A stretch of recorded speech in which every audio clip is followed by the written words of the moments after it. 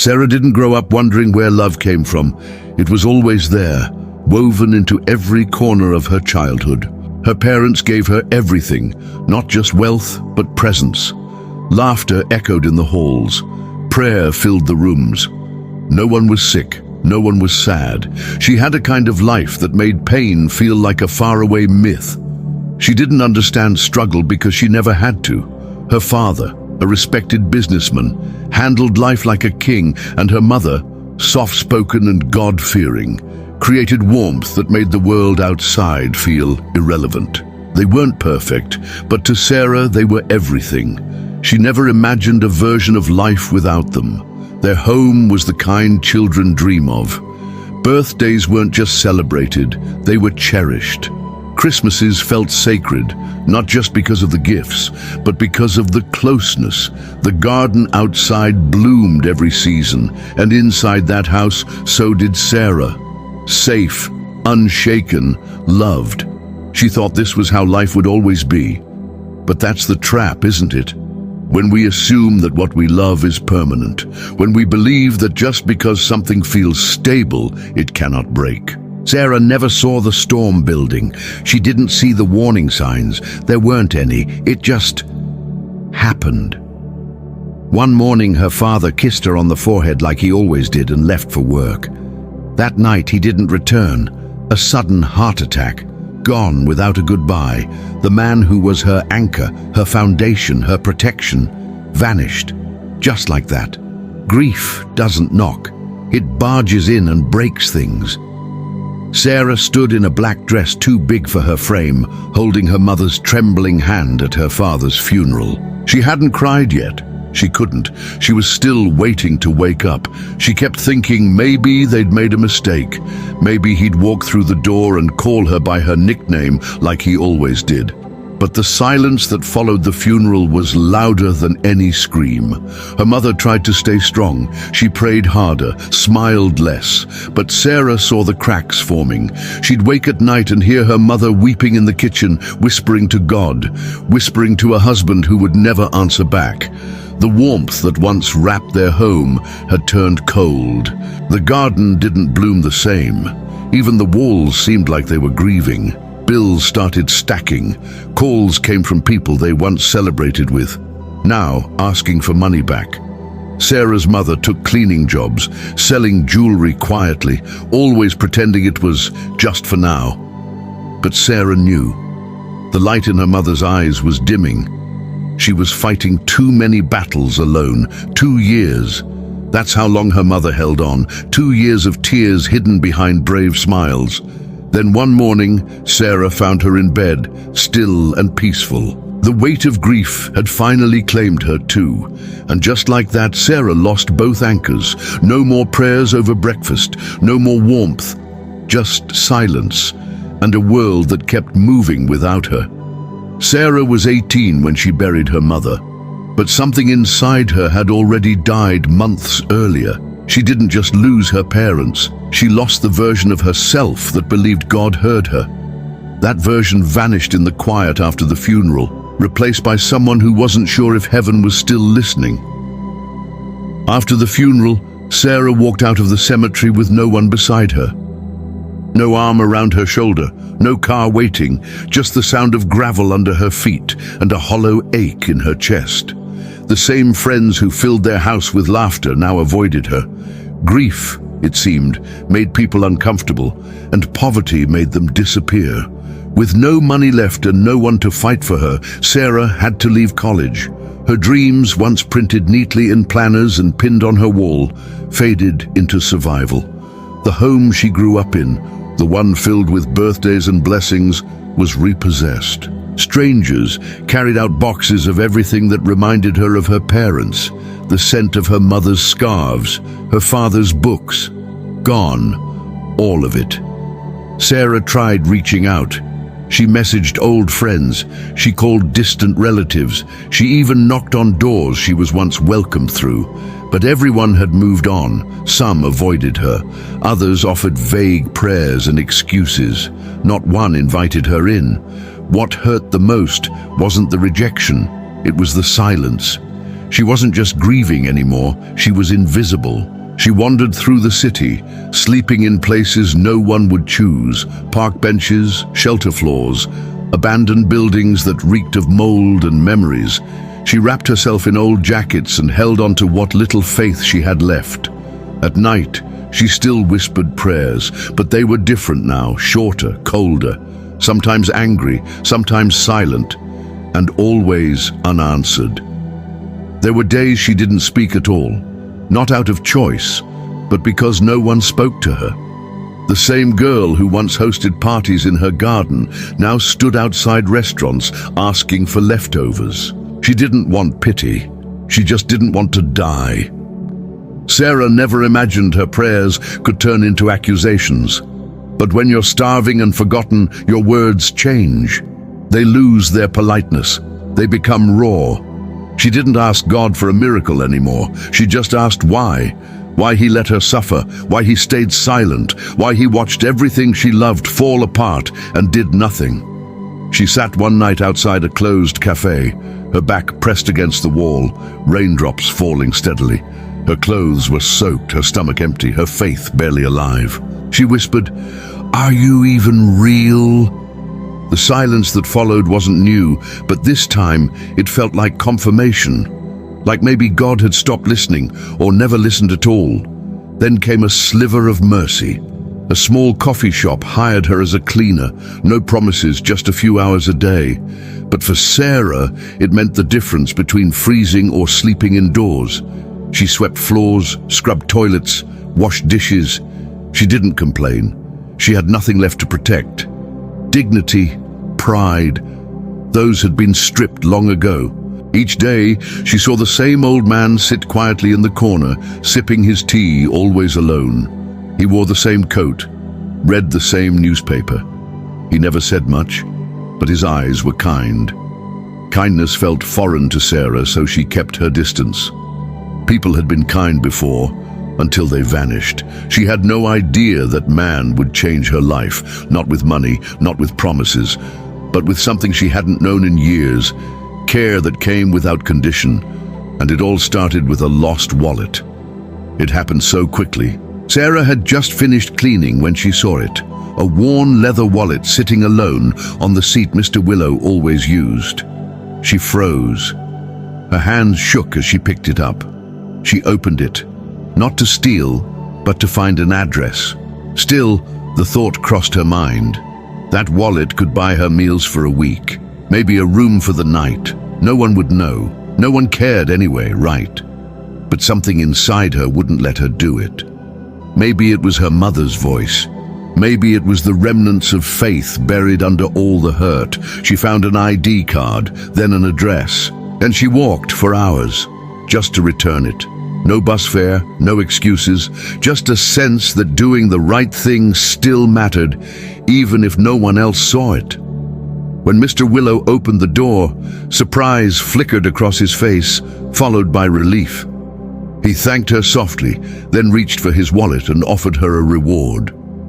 Sarah stepped back. "No, thank you," she whispered. Her voice cracked. She wasn't looking for charity, just for sleep that didn't come with guilt. She turned to leave. Mr. Willow stood there watching her, something stirring in his eyes. Grief, maybe. Recognition. As if he saw someone he once knew in Sarah's eyes. He didn't stop her, he let her go. But the seed had been planted. 2 weeks later, Sarah found herself on the street again. Her boss had fired her after she rejected his inappropriate advances. Once again, she was thrown into the cold without warning, without cause. Her last thread of stability had snapped. But just when she was ready to give up completely, a familiar hand touched her shoulder. When Sarah turned around that day, she expected another stranger, another hand telling her to move. But when she saw Mr. Willow standing there, coat buttoned, eyes tired but warm, something in her cracked. He had come looking for her. He remembered her, and in a world where no one stayed, that mattered more than he could know. "I've been looking for you," he said. Sarah didn't reply. She couldn't. Her throat tightened. Tears threatened. but she held them back. She didn't want to cry in front of him, not because she was proud, because she was afraid that if she started, she might not stop. He didn't pressure her, he didn't preach. He just asked if she'd come with him, just for a meal, just for warmth. Sarah nodded, not because she trusted him completely, but because she was too tired to resist kindness. And deep down, something in her wanted to believe that not every door would close. Mr. Willow's home was small, modest, but it was warm, smelled of tea and old books. He didn't ask her questions right away. He just let her be. For the first time in years, Sarah ate a full meal without guilt, slept in a bed without fear. It didn't feel like a rescue. It felt like breathing after nearly drowning. She didn't know why he cared, why he opened his home. But she stopped asking. Sometimes when you've been starved of love long enough, you don't need an explanation. You just need a place to rest. And in that little house, Sarah found the beginning of something she thought she'd never feel again: safety. Days turned into weeks. Sarah expected it to end, to be told to leave, to wake up and find the door locked, but it didn't happen. Mr. Willow cooked breakfast, left her notes, asked if she liked tea with sugar or not.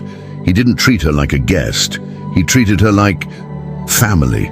And Sarah didn't know what to do with that kind of love. One evening, while she washed dishes, he sat at the table and finally spoke.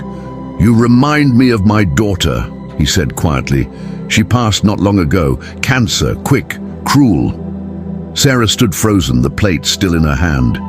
He wasn't looking for sympathy. He just wanted her to know why he cared. In Sarah, he saw pieces of the child he lost, not just the pain, but the strength, the silence, the way she still carried herself, even after being broken. And in Mr. Willow, Sarah saw the echo of the father she once had, not to replace him, but to remind her that fatherly love doesn't die. It just finds new homes to dwell in. They didn't talk about it again. But something shifted after that. Sarah began tidying the house without being asked. She cooked sometimes, read the newspaper aloud when his eyes got tired. It wasn't obligation, it was gratitude. For the first time in years, she had someone who stayed. She didn't know what the future would hold, but she stopped living in survival mode. In that quiet little home, healing began, not with grand gestures, but with small, sacred routines. Morning tea, folded blankets, shared silence. And sometimes, that's how God works, not in thunder, in whispers. Time has a way of softening pain when love is reintroduced. Sarah didn't expect to stay long, but days with Mr. Willow turned into months.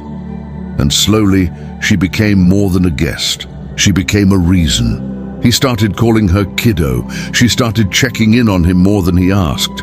They were two broken souls who somehow found comfort in each other's silence. But life doesn't pause just because you found peace. Mr. Willow's cough became more frequent. His appetite faded. Sarah noticed his hands trembling when he tried to hold his tea. She asked if he was okay.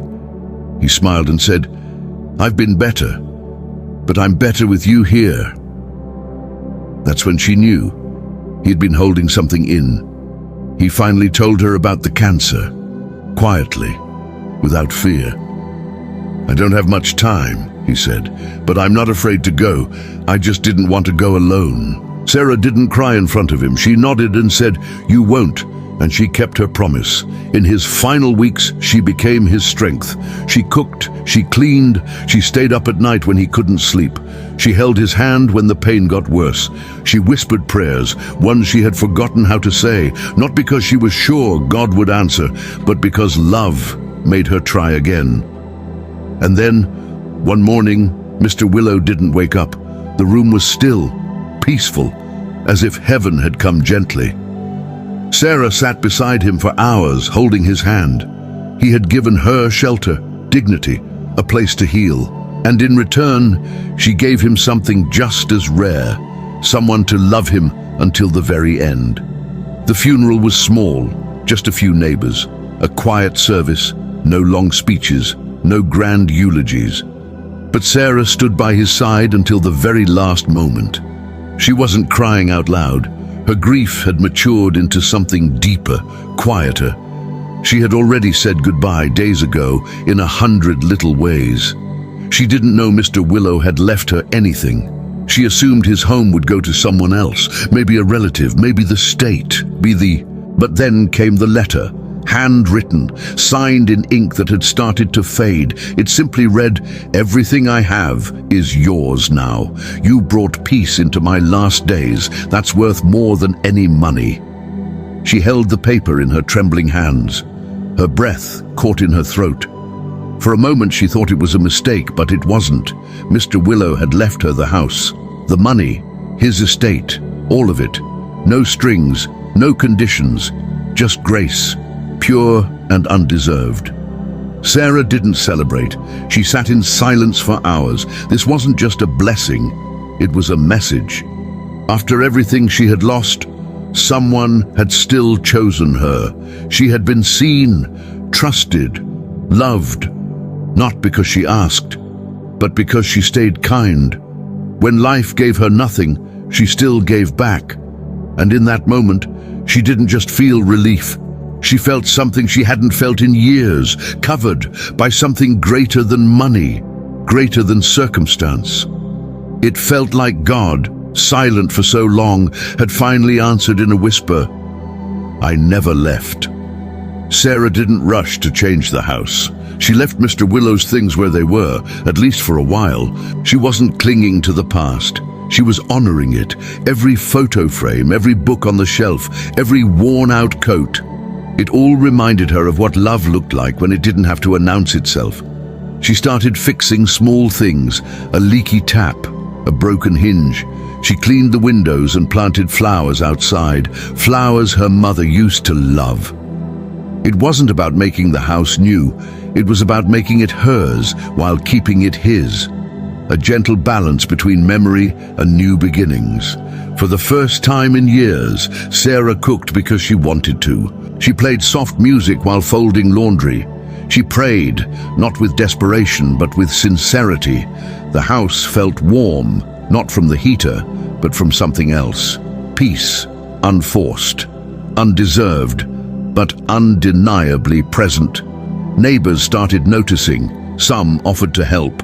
Others dropped by with food. A few apologized for disappearing. Sarah didn't hold grudges. She didn't need to. Her heart had softened, not because life got easier, but because she had stopped trying to control everything. She let life be what it was, and somehow it had become kind again. She began volunteering at a nearby shelter, not to give back, but because she remembered what it felt like to be ignored, to be invisible. Sarah had lived the questions that many others were still asking. Now, she had enough to offer answers, through compassion, not instruction. And every time Sarah chose to love without reward, without spotlight, without applause, she felt it again. That quiet voice, the same one that used to feel so far away, whispering through her life, through her actions, through her presence, saying, "Now you know why I let you live, you." Sarah didn't need everything to go right to feel blessed. She had learned how to carry joy and grief in the same hand. She didn't forget where she came from. She honored it, and that's what made her different. Her strength wasn't loud. It was layered, quiet, rooted in memory. She lived simply. She laughed often. She prayed without demanding.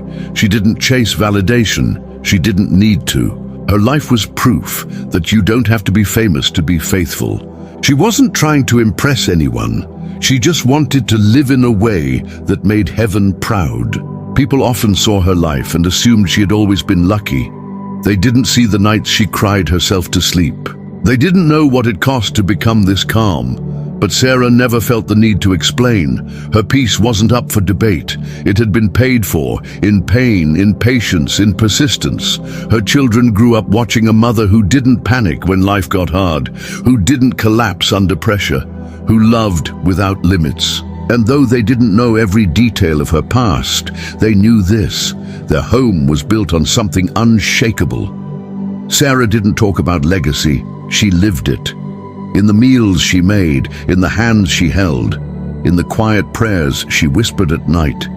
She didn't ask God for more anymore. She just thanked him for what remained, because now she knew what remained was more than enough. In the end, Sarah didn't measure her life by what she lost, but by what remained, and what grew from the ashes. She understood now, the story was never about tragedy. It was about grace, about how love shows up in silence, about how God stays even when he seems hidden. She stood one morning in the same garden where it all began, not the one from her childhood, but one she built with her own hands. Her children played nearby. Her husband called her inside for breakfast, and she stood still, breathing in the moment, not as a survivor, as a woman made whole. She had been through every season, joy, despair, loneliness, redemption, but each one had taught her the same thing. God doesn't waste anything, not the pain, not the waiting, not the heartbreak. Everything she thought had ruined her had actually rebuilt her. The house didn't tell the whole story, neither did the money or the children or the peace. What told the story was her presence, her softness, her ability to see the broken and not look away, to show up for others the way no one once showed up for her. Sarah's life wasn't loud, but it was full of meaning, of love, of restoration. She didn't get everything she once wanted, but she got everything she needed. And that made her life something rare, something holy, something unforgettable.